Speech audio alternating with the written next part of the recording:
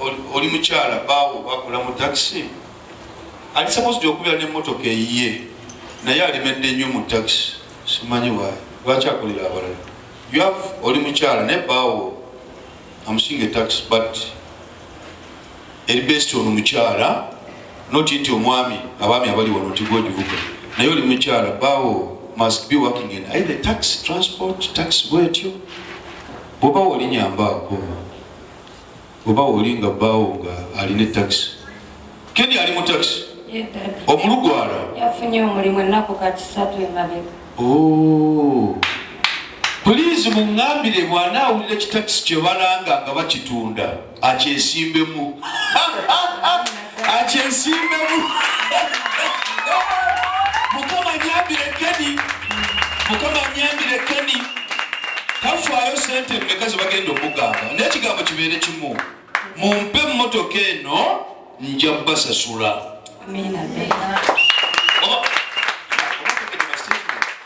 Mumpe emmotoka eno nja I have seen 7 angels pointing onto a taxi naye ng'eyimiridde emabega ga mukazi. That's why mbozeza ani baawo akola mu taxi. So bw'aba yafunye omulimu gwa taxi again, please bwe bamuleetera emmotoka yonna it's around R abagambe nja gisasula. Tabagamba nti nze sirina se omanyi abaana wano weremesa berezaga kati nze ngule taxi ya bukadde 2 nga sirina wensula era nyini yegenda okuzimbira ennyumba. Ogenda kukwatira kwoli esala gyosaba si ya bwerere. Bayibuli yegamba ebitali by'abatuukirivu bijja kutwalibwanga abatuukirivu bajja kuŋŋaanyanga entuumo zitwalibwa abo abaana bange. Nsaba Mukama Katonda omwaka guno akuwayo entuumo akuwayo ekintu kye watuumye nga kikuteeka mu bibyo yagamba bugambi mujimpe nja basasula. Era olugifuna ateeka omuteesi Katonda atalemererwa omulimu guguno.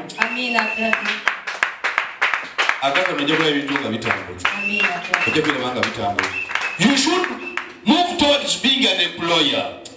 Oteekeddwa okubaako ekintu kye weetondedde nga kikola. Saba Mukama Katonda anyambire omwana oyo anyambire omwana oyo agende n'aluwa tuleetera abalugwala bangi. Tuleetera anoota obulugwala asiya. We need them. They have nice voices. Abakyala amanyi okuyimba. I've always been with them. I've always known the lugwalas. Wadde olulimi lwabwe si lwe lwangu. Naye Katonda w'abalugwala ye Katonda wa Buganda.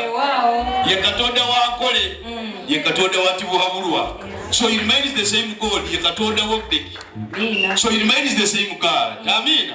And he knows all this. Amina. So really, leka tusinze Katonda oyo omu. I know he's taking us to another level. Sometimes you attend ministry, totegeera lulimi, naye nga the Spirit speaks to you nti wano waliwo Katonda.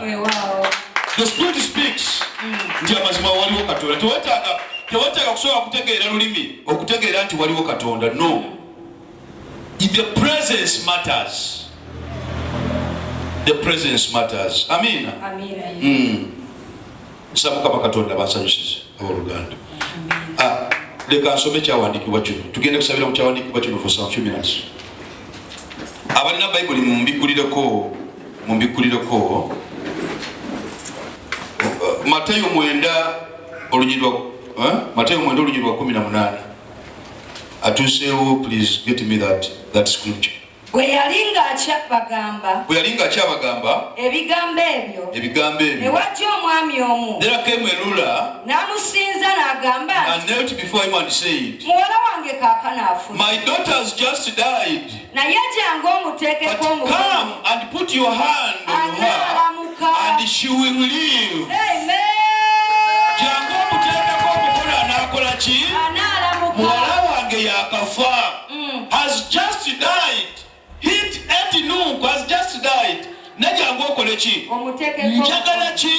Mukono gwo. Njagala mukono. Nebo n'omuteekako omukono bepa agenda kubeera waddembe mu linnya erya Yesu. In other words, Lula kyewuunyisa. The Bible does not tell us Lula ono yali mukazi oba yali musajja. Tatubuulira. Naye tugamba yali mufuzi. He was a ruler.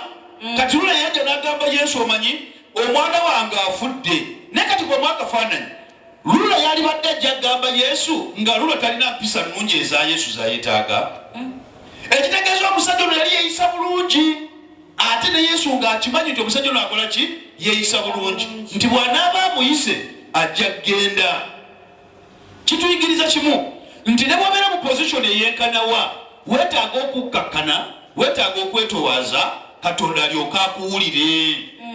Toteekeddwa kwesukkulumya oteekeddwa okudda wansi Katonda awulire kyoyogera. That's why this man, even the Bible says, he even knelt. Yafukamira. Kisoboka okubanga olina omuntu gwogeza okusabira n'oyimirira okusabira naye n'ayimirira neekwata ne mu mbinabina naga musumba nsabira. Temubalaba? That's why the Catholic faith bali batuyigiriza bw'oba obuuza bishop you must kneel and even kiss the ring. Atulina agamba ye musajja munnange ngomba ati empeta ye. He is anointed above you. Omulabanga era babeera muganda wo waliwo kyalina gwe kyotalina. Yes, we used to do the things. Ate nga bakikutendeka naye nga bakuyigiriza ki bugonvu nti bw'onoogondanga n'owulira eddoboozi lyange ojja kulyanga ebibala by'ensi. Kati ate omukisa gwe gw'olina guli ogu nti muganda we yagaba omukisa. Kati ate gwe you are highly positioned okutapinga mafuta gegamu. Abayudaaya aba Seventh State bakyali abayudaaya kyebali ne Yesu muki yali muyudaaya bagaana okulokoka bagaana basigala emitima gyakaluba bo bagamba bayudaaya tebeetaaga kulokoka bo bali mu layini ya Yesu. Ne Yesu n'agamba kale bamusigale n'emitima egyakaluba nze ngenda eri bannamawanga nabo bafuula eggwanga ati nze naffe tuyingiramu naffe awo tufukira Abayisirayiri kubanga twawulira ne tugonda. Ate Katonda n'abeera omwesigwa n'alonda Pawulo n'amugamba genda eri abo bannamawanga obabuulira enjiri. Naye ate bo Abayudaaya n'abalekera Peetero muyudaaya munnaabwe. Kyobona Peetero yali akuba Abayudaaya teyabakubanga nnyo nga Pawulo bwe yakubanga abagwira. Kyobona babagwira bategeera nnyo Katonda n'okusinga Abayudaaya. Tukkiriza Yesu mulokozi, Christmas tujja kuza, Easter tujja kuza, omusajja yabonaabona Abayudaaya from Monday to Sunday, Sabbath is a Sabbath. Tewali Christmas, tewali resurrection. Bo babeera kimu second coming. Akomawo ne bayimba oluyimba alikomawo ddi gy'omulabira wanti akomyewo. Kyobula Katonda basindika mu Pawulo ababuulira enjiri nti omusajja ono yabonaabona n'afa n'azuukira mu linnya lye bwe tusabira ate ne tuwangula. Yakkakkana Katonda ayagala bukkakkamu. Amawulire amalungi gwe gakutuukako ogaba bugamba Mukama nzaani kisaanidde okuyingira omwange nayogera ekigambo eki omwoyo gwange gunaawuna nzaani. Disobedience. Omusajja yali musirikale yakola kyekimu the centurion noono omufuzi yagamba singa kibadde kisoboka walize wange naye yabyogera nga afukamidde. Wulira n'agamba Yesu singa kisoboka walize noteeka omukono gwo eri omwana ono and she will live. Ajja kubeera mulamu. Nsomera olunyiri olw'19 owulire. Yesu n'agolokoka n'amugoberera n'abayigirizwa be. Awo omukazi eyali alwalidde ekikulukutu. Kati awo omukazi who had been subject to bleeding for 12 years. Ekyomusaayi emyaka 12. Emyaka emeka? 12. Waliwo ono alina ebbanga lyakabutawanya emyezi 6. Eriye yalina ekikulukutu kya myaka emeka? 12. Kuba mwakafaananyi mukazi gw'oli wano olina ekikulukutu emyaka 12. Kiki kyoba tokoze? Tekiriyo. Ddagala kiri oba tonywedde? Teriyo. Wajja oba togenze? Tewali. Kati omukyalo no ku myaka 12 buli kimu yakikola. Nze nzikiriza bulungi n'abasamize yeebaka nabo. Bwe kiri. Nga bamugambye nze nja kwebakako ekikulukutu okikutwaleko. Kati ne bano abasumba abasinga amafuta mu bukyala nabateeka okuba nga yabalaba. Kutereevu. Sekyo. Bwe kiri. bannabbi b'obudde obwo ebintu bino bye tuwogera byaliyo okuva dda nedda byaliyo kati abo abasiga ebintu byonna nga babyagala bonna yabatuukamu Mulago n'atuukayo sente n'aziteekayo Mengo n'atuukayo sente n'aziteekayo Kampala International Speed n'atuukayo Nakasero kesi lwaliro kiri omanya ly'amaanyi Kawempe era omwana omuto w'amanyi wewe donna lyamanyi Kawempe kale ne Kawempe n'atuukayo bera nebikolaki ne St. Joseph waggulu wano n'atuukayo nebikolaki Katonda bw'aba ayagala okwegulira ekitiibwa mu bulamu bwo ebintu byensi byonna abiteeka wansi n'agamba osobola okumponyeza omwana ono waakiri jangu omukwateko anakolaki anaawona omukazi yalina emyaka 12 ng'ekikulukuto kimutawaanya kitegeeza yali atambudde wonna amalwaliro gonna agatuuseemu naye teyafuna kubeerwa weebuuza eseza ku myaka gyo kikyotakolanga ku nsigo naye budde eri Katonda ofuna okubeerwa obeera okulukuta ne bakuvuma ne bakulangira ne bakwogerera n'okwatako eddogo n'ozimba ennyumba za lubaale naye byonna Katonda ng'ayagala ki koma weewuwe fukamira alyoka akuddiza ebibyo nga kyayagala omukazi yakulukuta emyaka 12 waliwo kye yali takoze kati byonna nze kisinga okunyumya that's why the Bible says in Matthew 11:28 mujje gyendi mwenna abakooyi n'abazitoowereddwa nze naakola ki nja kubawummuza Katonda ayagala bakooye Katonda ayagala ki that's why hajjati ne wamala omwezi mulamba nga sikulaba ku church toliwulira simu ya era fukamira wansi nengaba Mukama ndudde okulaba omwana ono ne kyonna kyaliko omumpeera omukisa era ogenda okulaba nga akuleetedde omwoyo gw'omuntu oyo tagambako tikwata simu okole ki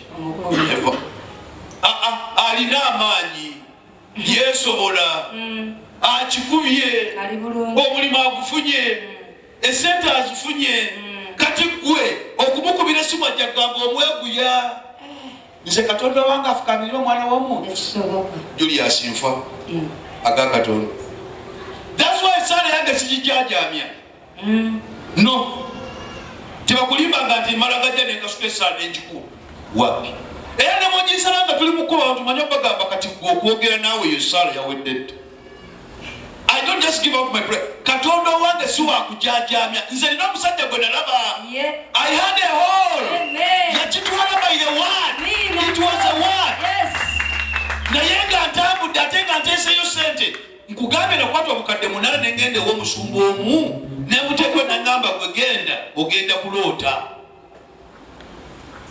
nate nga temanyira kuvunula birooto mu second egi nakola ekisembayo 8 million 8 nate nga ne buli agendayo abeera ku kalikaleko nenze onagenda ati things even worsened esente zange nezige kati omutima gw'ekiwale ne guvaakale netandika okunumira ku sente kubanga n'omukyala kale nisimulekedde sente ate ebyo nga byange nze sente zange bazino bwe zaafanga nodde bakamukyala nakubuuza wange omwezi gwaweddewo sente zirazeewo ne nange nga ngamba zigenze simanyi nezikoze eki Mukama yebala tuwadde Emmanuel Microfinance Bank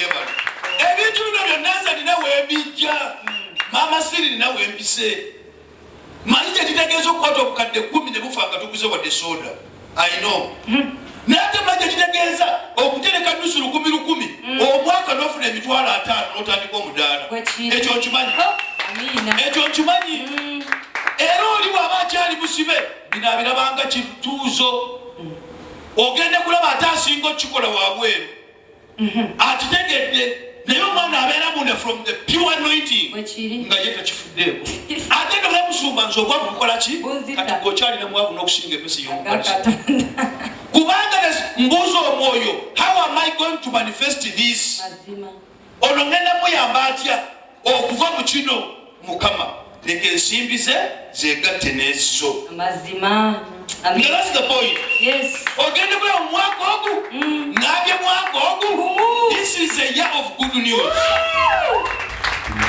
ogenda mukama abituusiza omuntu abadde n'ekikulukuta emyaka n'emyaka buli kyokwatako kyekikola kyekifa buli kyotandika kyekigaana buli kyoyagala okwongerako nekiraba mukisa ne waliwo akadde katuuse katonda agenda kolayo ekintu eki kikutegeeza ekika kyonna kikutegeeza ekyalo kyonna kikutegeeza abooluganda bonna bwewalirako nawe bakubuuze gwe wakikola otya ensi eri eki nasisinkana katonda nasisinkana ani togattako birala ekubiriza n'agamba ati bwe nnaakoma obukomi ku kyambalo kye bwe nnaakoma obukomi njekola ki ku kyambalo kye naawona olaba kyeyogera yamanya a mere touch of this clothing I will be fine nawe kkiriza buli lwosaba essaala kyosabye kiwedde ate okifunye kkiriza ye yateekako ekyo n'agamba no I will be healed nja kuwonyezebwa leka nkobe bukomi ku kyambalo that's why bajjamu oluyimba olwo kwata leero omwonoonyi ku kyambalo kye akuwonyeza wooli if I only touch ekitegeeza yagezaako yakola ki kati wulira singa yali akikoze mu kubuusabuusa teyaliwonye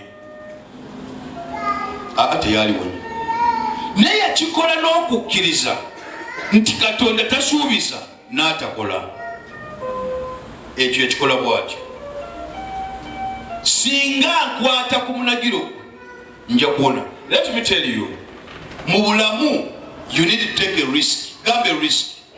A risk bagita bata mu Luganda. Risk. Risk. Oteeka mu katyabaga. Oteekeddwa okweteeka mu mbeera n'ogamba ono bwe siitawo oba ono bwe mpitawo kiriteekeddwa kifu. Omukazi okwewaayo okufuna olubuto is a risk. Ne bw'oyitawo ofuuka maama. Era naye bwattu n'enduulu mweziri. Ate wulira osala n'omwana omusajja n'amutuuma amanyi ate n'abeera ku kika kya taata we naye ani asindize that risk because eyo le risk mu ddakiika emu bw'obeeseka n'omuntu mu ddakiika emu ne bakugamba afu. It's a high risk. So in life you need to take a risk. You need to take a what? A risk. Naye risk erimu Katonda oba oyagala oba toyagala naliba nesikyala bannagawo bwekiri ddala. Risk erimu Katonda oba oyagala oba toyagala oyitawo. Amiina nnyo. Yambisizaawo awabi awatayitika akoze eki?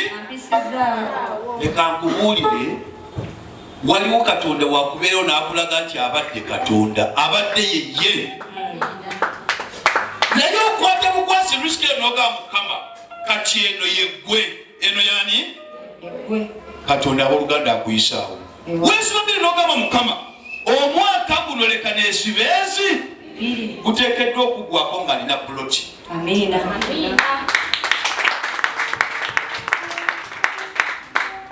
Bannange saalebe kisanga avuga pikipiki. Era linda akaseera kano ogenda musanga ku mmotoka. Amiina. Ate nga abakusekerera bali ku bigere. I'm telling you, because he's such a committed boy. More than committed. Ate motoka nkubuulire endabikayo kyekitiibwa kyo. Teri agenda kubuuzeeko ewaliddeyo kamukene. Ate kola bulabi omugaga we yabiseewo ali ku piki. Era Mukama abambeera ebirabika ebiraga ekitiibwa kye. Abamu mulya nnyo ne mwerabira okusevinga. Mulya nnyo. Bw'otuuka ku kiberenge n'okyewaamu. Bw'otuuka ku kidonati ekyo kiwooma. Bw'otuuka ku keeke eyo tebagikubira. Bw'otuuka ku soda bapene sikayidi. Bw'ebeera abizi kiro ogula ttaano. Ate ekyo olubuto lukulume ogende mu ddwaliro ezo ziteekeyo naye n'ogamba singa nsiiviza emitwalo gyange gino ebiri. I'm telling you, funayo akadde ofeemu. If I only save 5 million and buy a plot. Amiina. If I only do this, I will have this. If I only do this, I will have this. Wewe target wewakadde omukyalo yagamba singa nkwata bukwasi ku munagiro gwe naye atewulira kyoyayanira kyofuna. What you confess is what you receive. Yesu yamukkiriza n'akwata kuki ku munagiro gwe amangu ago ekikulukuto kyakomaawo. Kati aliko okwewunya sente zange zebalya akabazirye kubanga singa bali tebaziridde tewalifunye kukkiriza kutwala wa Yesu. Waliwo abantu ababona ne bagamba bonaabona malayo ebigere byo malayo ebiki ebigere byo enjiri ekaayo yentuufu bwekiri eri omuntu gwogamba Mukama oyo agira akyatawaana. Gundi okusabira okufuna ekintu kyoyagala tekirinamu sekendi neki yadde akatikitiki. Naye waliwo Sala gyonyiyita nogamba Mukama it should be this week. Mukama nagamba ne Julius wetegereza omwana oyo omanyi nze kingana okwebaka kibaki oba akagala okuteeka omuntu wansi. A big question comes. Wetaaga answer ate ng'etambulira mu kigambo. So olina okutegeera ekigambo kyo answeringiramu kubanga Mukama wagenda okukolera. Mukama nagamba naye omanyi okimanyi bulungi oyo singa afuna ekintu gundi kyabadde anoonya. Ningamba kituufu kyabadde anoonya naye kimuwe. Bw'anaasigala nga mwesigwa bw'aba tasigadde nga mwesigwa ekivaamu agamba kati bindekere. Kola ki? Kirabika kati gw'olina ekisa ekingi ekisinga ekya Katonda alowoozanga muntu. That's what the Bible says. Ne Katonda yennyini teyeemanyi okuggyako omwoyo gwe gumumanyi. Natugenda kulaba kyakugadde kyekituufu. Yes, kyekituufu kyoba olaba nze I don't take time to look for someone to come and you pray. No. Kubanga mba mmanyi lwaki omuntu asaba lwaki omuntu alemeddeko mbeera kyemulemeza ate ani agaba. Ne kankubuulire buli lwogamba Mukama nze nsiriwadde ku lulwo atandika n'okukolera by'otamusabye. Nze kankubuulire ate teryakikugjaku ebyo yakoze eki ekyasigazanga Katonda. Ndabye abasiziza agasaba kuva ku Mande paka ku Saturday tegaliyo. Naye ate kanisa teddira nti abantu bazze kunoonya Mukama. Waliwo abakeera ku makya n'azungamu n'agamba nze nja kugenda nsibe wali ku church. Ali so disappointed and frustrated. Naye ng'agamba agenda asiibawa adduka maka mbamanyi. Waliwo agamba wange twakubaganye n'omwami nange kaŋŋendewa nabeera ku church ne yeerowooza kyobola wabeera asaba naye nga byasaba tabitegeera. Ogenda kwasala ku bantu 10 abantu 8 tebabadde mu ssaala. Muntu ogu oba 2 bebabadde mu naye nga kanisa ejjudde. I've seen that. Ate kibaawo omuntu just n'agenda bugenzi just kugenda bugenzi naye bwogenda n'onoonya Mukama oli determined and focused to receive kyoyagala oddayo nakyo. Kyoyagala oddayo nakyo. Otwalakubaleka nogamba no leka nnyimire okulwa famire yange leka nnyimire okulwa ekika kyange leka nnyimire okulwa emirimu gyange leka nnyimirirewo. Because Sundays you normally have different options of different Sundays. Next Sunday is Light Sunday. It's a different anointing. Naye ate wetaaga ekitangaala kino ekitandikidde mu kika kyo mu makaago mu famire yo wetaaga okubaako kyokutula emabega so that your family is healed, your family is delivered. Ate Katonda aweereddwa ekitiibwa. Amiina. So omukazi emyaka 12 gyabutawaanya yatuuka okugenda okulaba Yesu ng'akooye. Yesu kyaba bagamba abakooye baayagala alyoka abafuula ab'eddembe. Naye oli ne yeteekamu omutima n'agamba singa nze nkwata bukwasi ku munagiro. Wulira omukazi ono teyafaayo okulaba abamuvuma teyafaayo okulaba abamwogerera. Buli Katonda bwakusitula ofuna erinnya. And mu African tradition obeera mulogo because bw'osoma ennyiriri ezo olw'omwenda olunyi lwa 34 bw'otandikira ku 27 Yesu yawonya omusajja ow'amaaso yali alwadde amaaso. Olunyi lwa 34 ng'amaze okuwona bakabona ulire obagamba nsomero nyiryo wasatu munyoro naye abafarisayo ne bagamba nti agoba daimoni kubwa mukulu wa daimoni mukiwulire naye abadansi byamaaso akola ki alaba gwabadde omwavu ogaggawadde ennyumba ogizimbye motoka y'ogivuga emirimu gitambula naye ne bagamba omusajja gw'osaba naye oyo nabbi wa bulimba bwe yajjanga olina nusu 5 olina poloti olina emmotoka olina ennyumba olina omulimu onyirira n'okunyirira kati nawe n'okkiriza wamma kyandiba kituufu omusajja oli ate mutwagaba n'amazzi sigaba mazzi nsabira mazzi ne gakyusibwa bwe n'obeera waddembe mu linnya erya Yesu kati okukyusibwa okwo nange bwakukyusiza amina. Let me tell you, eriyo ebintu ebimu bye weetaaga okumanya. Bwe wali tinali muto kati nkuze ku byenzize ndaba nga Mukama ddala alina.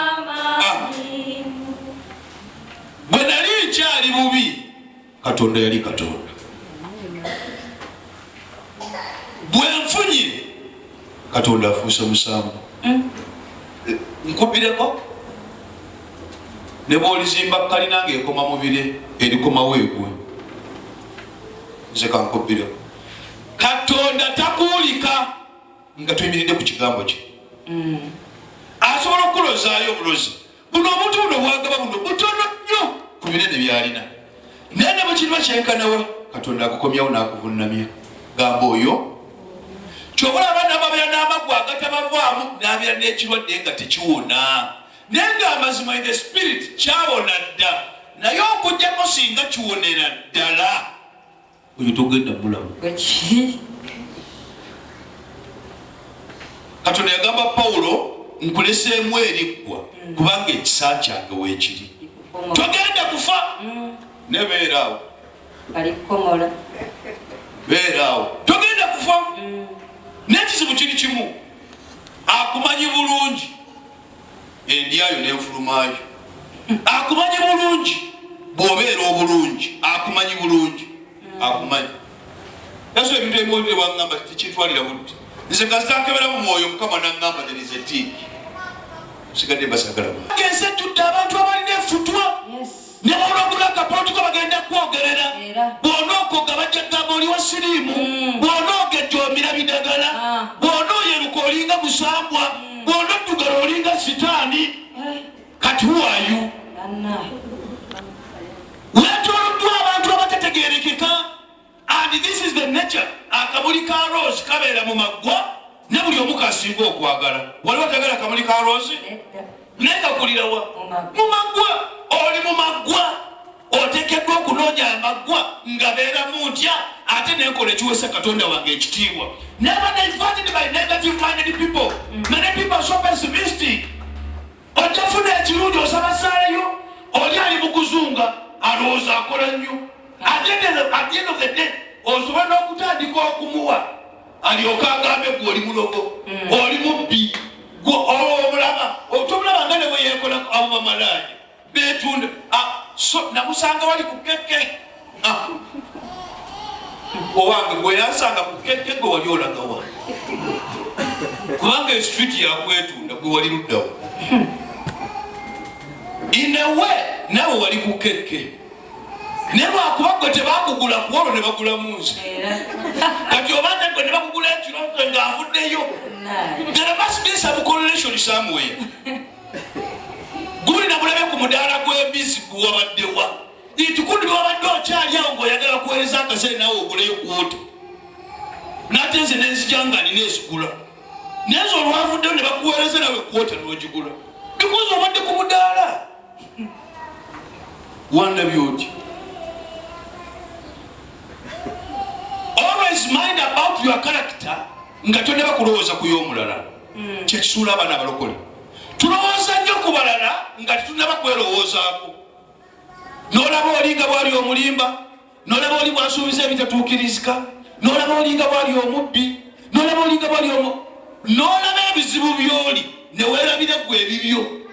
Let me tell you this year 2022 sooka ove ku kikyo soka wetereze ennyumba yo, tereza olulimi lwo, tereza enkola yo, ebyo ebiva mu nyumba bijjeemu, obwo okuvuga kujjeewo, obwo obulimba bujjeewo, then olyoka ogambe Katonda kati nteredde kati nkolera.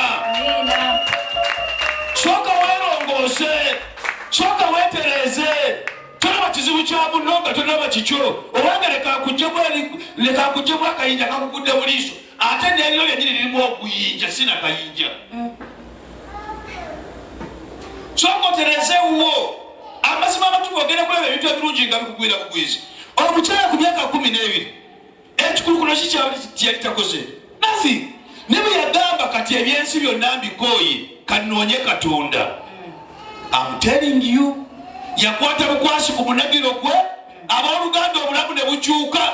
Nsaba Mukama omwaka guno akukyusiza embeera, nsaba omwaka guno akuwa amawulire amalungi, nsaba omwaka guno akuwa ekigambo ekigenda okukyusa amagende go, nsaba akuwa enkola egenda okutereza amakubo go, amaka gatawaana, abaami batawaana, abakyala batawaana, bakubagana mu maka, akomawo kiro, tasula wano, tagula mmere, takola ki bingi ebiri maka. Nesa Mukama Katonda guno omwaka akumpeera amawulire g'otawulirangako, atereze mu maka go, atereze emirimu gyo, atereze enfuna yo, atereze emirimu gyo, atereze ekigambo kyo, amaaso go begatalaba nga abikulage, amatu go begatawulira obiwulire, obuva gwe bitwogera nga obyogere.